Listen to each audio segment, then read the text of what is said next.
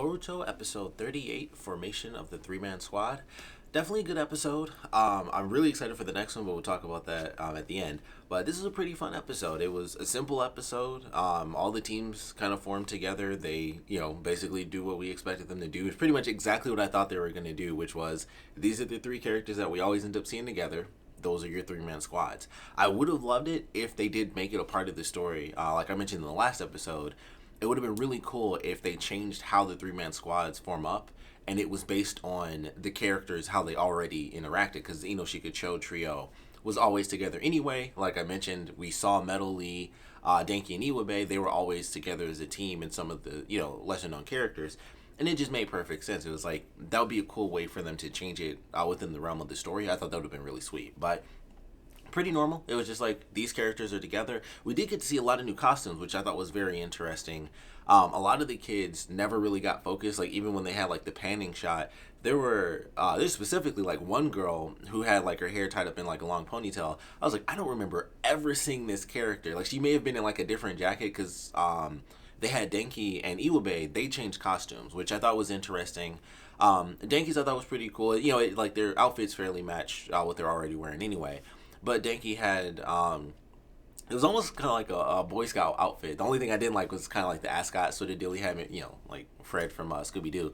But other than that, I was like, oh, that's kind of cool. Nice, different type of button-up shirt for him. Iwabe, I was like, well, that's really interesting. Because for him, I always liked his style. I always thought it was cool that he had, like, the long jacket, which was kind of like a vest. And they changed it to sort of like the half midriff sort of jacket. And it had, like, the rolled-up sleeves that came up to his wrist. I actually thought that looked pretty cool.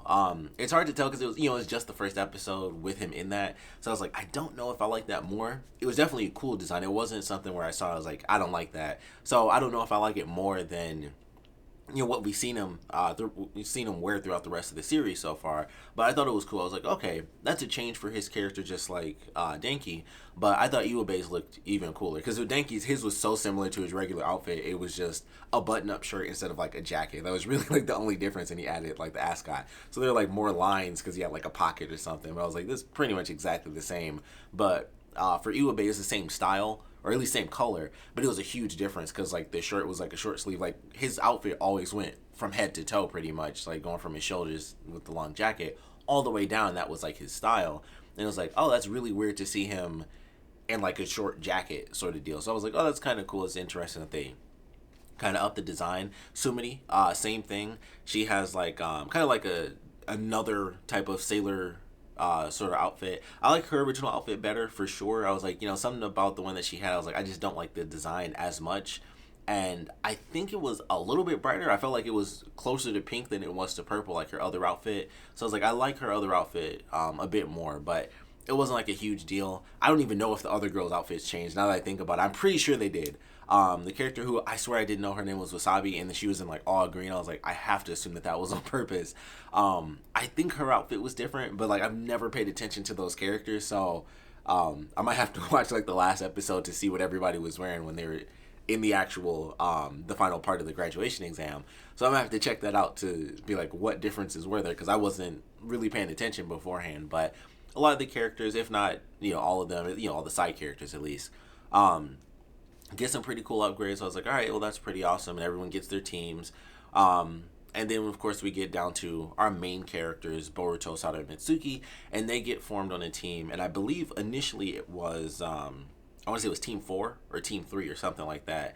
And, they go through the episode and it's like, of course. And I love the fact that they made this reference. I was so glad they kind of played around with this. But they made the joke / reference to Naruto and Sasuke when they kissed in like the original series, when the dude like bumped into Naruto when they were arguing, and Naruto ended up kissing Sasuke. So I was like, excuse me, when it first popped up, I was like, oh, they're making it, I thought it was like way too close to the thing. I was like, it was funny, but it was just like the exact same thing. It was like, oh, if it was like a reference to it or something, I think that would have been funnier. But then it was like, oh, they don't actually end up kissing. Like she kicks him like straight in the face before that's able to happen. So I was like, all right, that was a cool way to kind of reference that, like just flat out, like that's the exact same thing, but then change up the ending. So I thought that was pretty funny.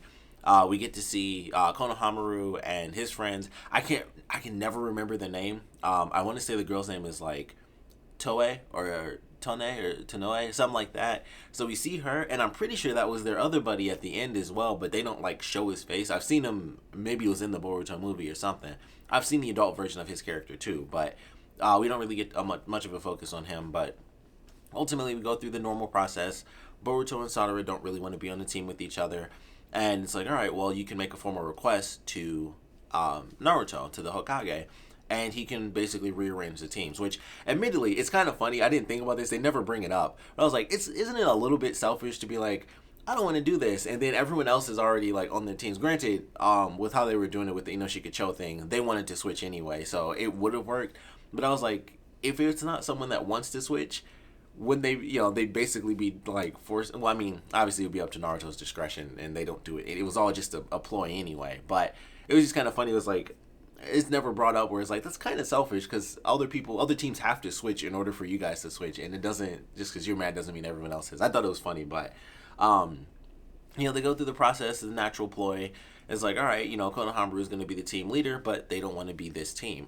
So it's like, all right, well, we make a request to Naruto. We'll go find him, and then that kind of sets them off on this path of something that's, they reference how it happened before, and basically it's just, you go to Naruto, or the kids try to go to Naruto, and then, of course, they get tricked into working together, because it's like, in the beginning, it didn't even make sense, but for some stupid reason, they were arguing on who would take the request to Naruto, which I was like, they just made an excuse to fight at this point, because they want the exact same thing, and then they're arguing on who will get to take it. I'm like, that doesn't even make sense to argue about, but, that just shows the point that they were not a team at all. And then, of course, they get there, and Shikamaru kind of gets him as like, yeah, well, he's gone, and, this is where he's at if you want to make the formal request. So it's like, all right, well, let's call a truce, and let's actually team up. And then Mitsuki, being Mitsuki, was just like, apparently he just snuck into, the Hokage's room, and was like, all right, well, here's the schedule, let's go. So they all decide to team up, and that's when they end up coming across, and I wish I could remember her name, but Kurenai and Asuma's daughter. So she was super cool. I mentioned before, I totally thought she was a boy, because I'd never had seen her in anime form. I just saw stills of her, so I thought she was a boy. But she was super awesome. Like, she's incredibly skilled, and they make some great references to both her parents, because of course I mentioned in the promo they showed her with the chakra blade. So I was like, okay, obviously that's a reference to Asuma as her father. But when she got Sarada in the Genjutsu, it was the tree, and that was Kurenai's reference. That was the first big reference that Kurenai had when she first did Genjutsu. That was her thing. And then if you play the old Ultimate Ninja games, they kind of gave that to Sakura as one of her moves when they were kind of doing anything with Sakura, where it was like, oh, Sakura's gonna do Genjutsu, and then that went away for 5 seasons, and then Tsunade came in and they were able to actually utilize Sakura again. But I was like, that's pretty awesome. So she had the weapons, and then her Genjutsu was the tree thing, and I was like, oh, that's pretty awesome. That was a reference to Kurenai. But it was super cool. We got to see Boruto and Sarada fight against her. Basically, Mitsuki saved them because they were about to get destroyed, and he had to save the whole bridge. So that was kind of cool. Just seeing all the snakes shoot out, I was like, oh, that's cool, because there were so many. But it was a decent fight. They're dealing with each other and not really working as a team. And then Konohamaru's like, this is. He basically kind of sends it off to Mitsuki, do you see what's going wrong? And it's like, yeah, they're basically canceling out each other's strengths instead of just utilizing their talent. They're kind of trying to balance with each other instead of just doing what they normally do and making it work. So they realized they should just use the skills that they always use and then just work as a team in that way, instead of trying to cope, just naturally cope, as a part of a team. And so they succeed. We get to see some cool shadow clone techniques where he sends the clones under the bridge. Definitely a nice way to do it. Very simple, nice little fight.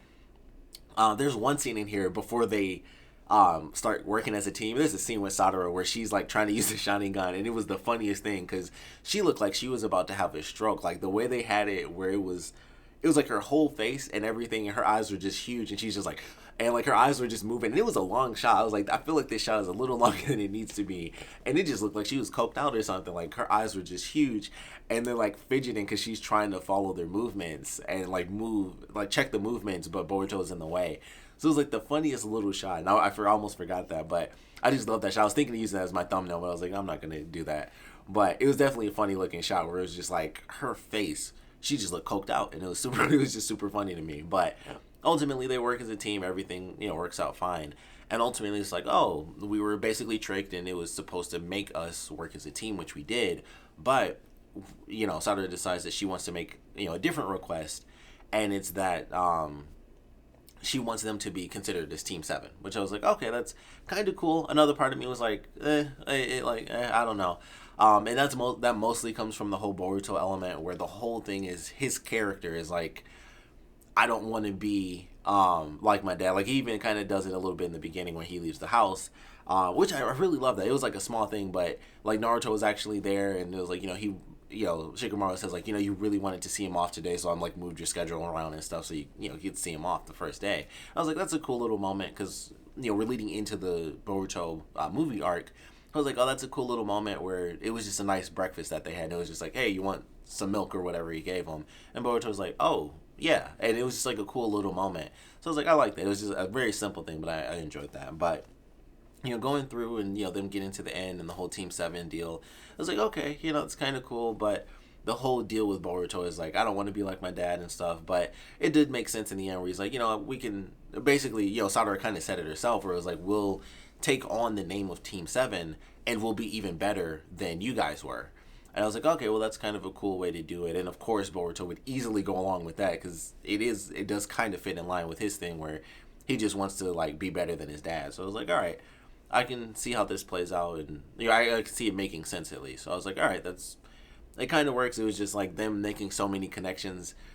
It was just one of those big things where it was like, okay, it was like it still works. It's not that big of a deal, but it's like, all right, they now are officially Team Seven. All the teams are set, and now we'll get to see, how they go forward with the 3-man squad. So I'm looking forward to that, and I'm sure we will get to see some of the other teams because, like I said, we saw Konohamaru's former squad mate, the girl, and we don't actually see the guy, but like I said, I assume that was him.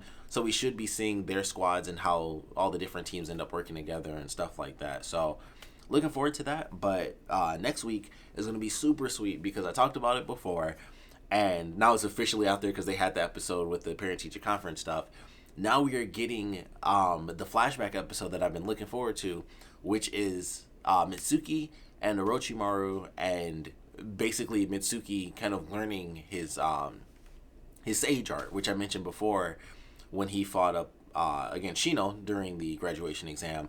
That's what they skipped over. It was him, like that blue aura. That was his sage mode. So if you thought that was interesting, you're going to get to see it in this next episode, and I cannot wait to see it in like full animated color. It was a great shot in the manga, and there's like they have the color panel, but I'm really looking forward to seeing this done in anime form. So that should be pretty cool. It should only take one episode. It was like a super short story, so I assume it'll all be said and done in just this one episode, but looking forward to that. And with them doing that, officially getting the last of like the prequel manga stories out, I think the episode right after next week's episode is going to be the first start of the Boruto movie arc. So I feel like that's where we're headed, and I think that's why we're getting the flashback arc, because I was like, we have to get all the prequel manga stuff done before it goes into the Boruto movie arc, because that's how they actually did it. It was like, here's Sada's storyline, Sada and Chocho, and then here's Mitsuki's super quick thing, and then boom, here's like the big movie for Boruto. So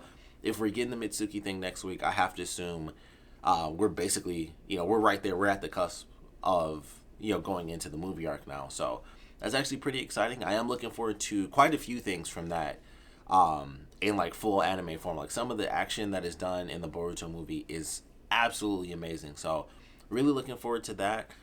If we are doing that, that means we will be seeing Sasuke return because we got to see him like once. So he's all over the Boruto movie stuff, so we'll get to see him pretty soon. I hope, if that is what we go into.